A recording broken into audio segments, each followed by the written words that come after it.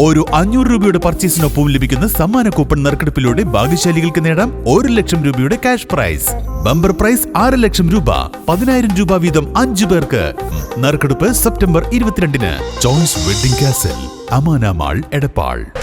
ഒരു ടെറസ് വീട് പൊളിച്ചു മാറ്റുന്നതിൽ വലിയ കൗതുകമൊന്നുമില്ല. എന്നാൽ തൃത്താല നാഗലശ്ശേരി പഞ്ചായത്തിലെ കോതച്ചിറയിലെ മുഹമ്മദിന്റെ ടെറസ് വീട് പൊളിച്ചത് നാട്ടുകാർക്കിടയിൽ ചർച്ചയാണ്. കാരണം മറ്റൊന്നുമല്ല, ഈ നാട്ടിലെ ആദ്യത്തെ ടെറസ് വീടാണ് പൊളിച്ചത് എന്ന് തന്നെയാണ്. 4 പതിറ്റാണ്ട് മുമ്പാണ് കോതച്ചിറ പ്രദേശത്തെ ആദ്യ ടെറസ് വീടായി ചെമ്പത്ത് മുഹമ്മദ് വീട് നിർമ്മിച്ചത്. വടക്കേ കോതച്ചിറയിലെ ആദ്യത്തെ കോൺക്രീറ്റ് വീടും മുഹമ്മദിന്റേതായിരുന്നു. ഇതിനുശേഷം നാട്ടുകാർ മുഹമ്മദിനെ വിളിച്ചിരുന്നത് ടെറസ് മുഹമ്മദ് എന്നാണ്. 40 കൊല്ലം മുമ്പ് ടെറസ് വീടുകൾ ഈ പ്രദേശങ്ങളിൽ ഉണ്ടായിരുന്നില്ല. അന്ന് വാർപ്പ് വീട് നിർമ്മിക്കുവാൻ നാട്ടിൽ പരിചയസമ്പന്നരായ ആളുകളും ഉണ്ടായിരുന്നില്ല. മലപ്പുറത്തുമുള്ളവരാണ് ഇവിടെ എത്തി 1982-ൽ ടെറസ് വീടിന്റെ നിർമ്മാണം പൂർത്തീകരിച്ച് നൽകിയത്. ഈ ടെറസ് വീടാണ് കഴിഞ്ഞ ദിവസം പൊളിച്ചു മാറ്റിയത്.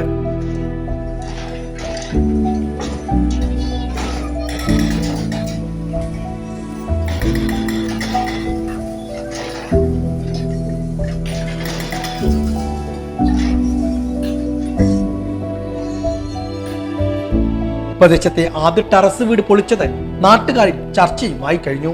1979-ൽ വീടിന്റെ നിർമ്മാണം ആരംഭിച്ചിരുന്നു. 82-ലാണ് നിർമ്മാണ പ്രവൃത്തികൾ പൂർത്തിയാക്കി ഇവിടേക്ക് താമസം മാറ്റിയത്. ആദ്യകാലത്തെ ഈ പ്രദേശത്ത് ടെറസ് വീട് വന്ന സാഹചര്യത്തിൽ മോഷ്ടാക്കളുടെ ശല്യം ഉണ്ടായിരുന്നതായും വീട്ടുകാർ ഓർത്തെടുക്കുന്നു. പിന്നെ കഴുത്ത് പിടിച്ചിങ്ങോട്ടും ഇങ്ങനാണ്ട് കൊണ്ടുപോയി.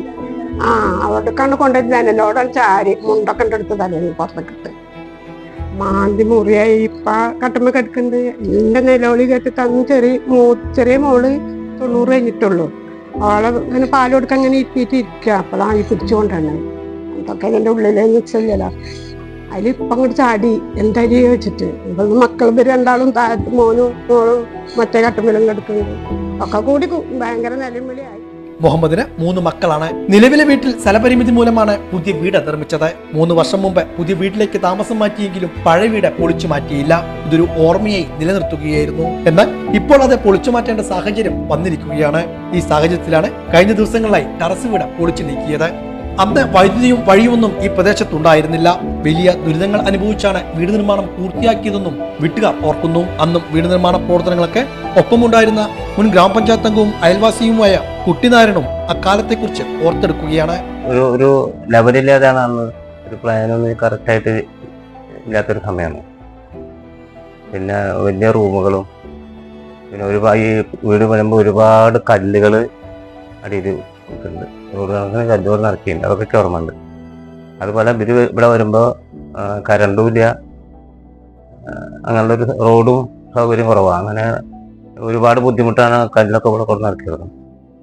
പിന്നെ ഇപ്പം ഞങ്ങളൊരു കുടുംബം പോലെ കഴിയുന്നതാണ്. പരസ്പരം